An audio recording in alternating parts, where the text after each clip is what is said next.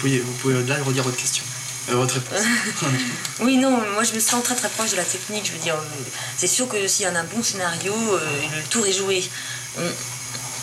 Je dis, il vaut mieux un film mal mis en scène avec un bon scénario qu'un film bien mis en scène sans scénario, ça c'est sûr. Le scénario, la première chose. Bon. Mais sinon, ça me préoccupe beaucoup, et la technique de la caméra, ou disons, je me sens beaucoup plus à l'aise que dans la technique du son. La technique du son, je sens encore qu'en France, surtout, il y a un gros travail à faire par rapport aux Américains, des gens comme Altman qui travaillent sur 16 pistes. Bon, c'est quand même fabuleux. Alors nous, je crois qu'on rattrape un peu au mixage, c'est sur le tournage que c'est plus compliqué. Au mixage, c'est vrai qu'on a eu une vraie réflexion, un vrai travail sur la musique, sur le son. C'est sympa que vous l'ayez remarqué, parce que je ne pensais pas que ça se voyait à ce point-là. D'accord. Est-ce que, au niveau des dialogues, il n'est pas difficile de faire des dialogues avec plusieurs personnes qui travaillent autour de vous, au sens que des fois, il y a des dialogues qui sont signés, je veux dire des dialogues chez Truffaut, par exemple, oui. Qui seraient inconcevables si c'était pas Truffaut qui les écrivait. Vous, je pense que vous avez travaillé à plusieurs. Oui. C'est pas difficile de confronter les 4 univers différents? Mais c'est qu'on travaille pas exactement, on fait pas tous la même chose, c'est-à-dire que c'est moi qui gratte. C'est moi qui me tape toute la gratte, c'est-à-dire que avec Laurent Henman, d'abord, Laurent tout seul, on a commencé par construire l'histoire, c'est-à-dire qu'on fait des cases, et puis on aligne les scènes sans les dialoguer. Et à partir de là, il y a une continuité de scènes non dialoguées, où on sait ce qui se passe dans les scènes, en gros ce que les gens vont se dire, sans les détails. Donc à partir de là, moi j'ai écrit une première version sur les dialogues. Là-dessus est intervenu Pierre Fabre, qui a rendu les dialogues plus drôles. Par exemple, tous les dialogues entre les flics, justement, c'est plutôt lui. Donc moi, je me sentais, j'avais surtout écrit les dialogues d'amour entre l'homme et la femme.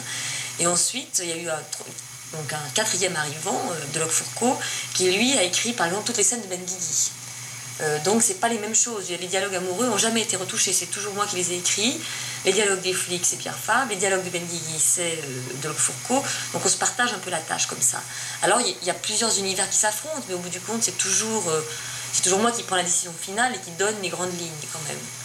Christine Pascal, quel effet cela vous fait-il de voir que votre film est interdit aux moins de 13 ans au même titre que des films comme Mad Max 2 ou comme Scarface, des films d'ultra-violence? Est-ce que ça vous semble logique? Est-ce que c'est une autre violence? Ou alors est-ce que quand même vous digérez mal? Non, le premier était aussi interdit aux moins de 13 ans de toute façon.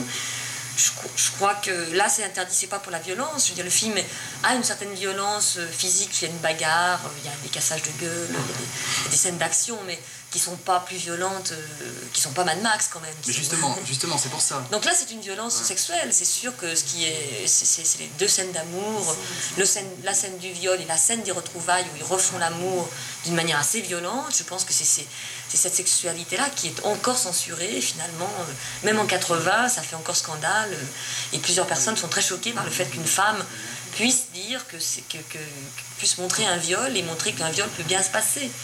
Bon, moi, ça c'est mon côté provocateur, et j'ai plus choisi de montrer ça parce que c'était une métaphore pour moi de l'amour physique, de montrer cette violence qu'il y a dans toute rencontre physique entre un homme et une femme. Donc, est-ce que c'est bien d'être censuré, est-ce que c'est mal? Je sais pas. Ça prouve que la société évolue lentement, finalement. Richard Berry a déclaré dans une interview récente, dans Première, pour ne pas la cacher, qu'il avait été assez surpris, enfin qu'il avait beaucoup aimé votre film, mais qu'il avait été surpris, qu'il ne s'attendait pas tout à fait à ça par rapport aux prises que vous aviez faites. Donc c'est qu'aussi, il y a eu une évolution, que vous avez vu votre film différemment et qu'au montage, tout a été... Oui, il y a un très gros travail de montage, Oui, il y a un très gros travail sur le suspense, c'est-à-dire que le suspense, c'est très technique, c'est compliqué à expliquer. Le suspense a changé de place, c'est-à-dire on a préféré faire durer le suspense moins longtemps, mais en même temps qu'il soit plus coup de poing au moment où la révélation arrive. Ça, c'est un travail d'ailleurs en accord avec les producteurs et distributeurs, c'est un travail collectif sur le rythme du film. Et c'est vrai que le film, et ça je crois que c'est l'aventure de tout film, on lit un scénario et le film, où il descend, où il monte. Moi j'estime que le film a monté par rapport au scénario, qu'il est plus rapide, qu'il est plus concis, qu'il est plus sur les personnages. Et c'est un travail, oui, quand on le regarde dans le détail, qui est très passionnant, mais qui est dur à expliquer aux gens qui ne le voient pas. Christine Pascal, les deux dernières questions. La Christine Pascal cinéphile, en ce moment, qu'est-ce qu'elle a vu, mis à part toute la promotion qu'elle est obligée de faire, de courir de ville en ville? Quels sont les derniers coups de cœur?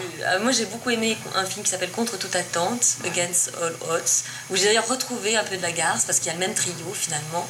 la même fin, non, je l'aime.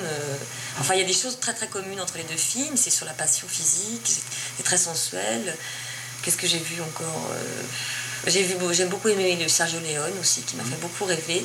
Et aussi l'histoire L'étoffe des héros, qui sont deux films qui m'ont vraiment fait rêver. J'aime beaucoup le cinéma américain. Je crois que ça se voit dans La Garce d'ailleurs. Oui, un petit peu, oui, c'est vrai. Et vos projets dans la boîte crânienne en tant que metteur en scène?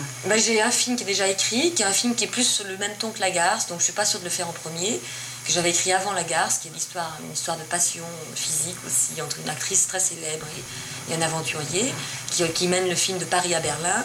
Et puis j'ai un projet, ça je crois que c'est ce que je vais m'y atteler immédiatement après le film de Molinaro, une comédie à 10 personnages, 8-10 personnages sur les années 70 et les années 80. Christine Pascal, je vous remercie. La Garce, c'est votre film. Je vais vous laisser continuer à en parler avec beaucoup de passion. Merci. Au revoir. Au revoir.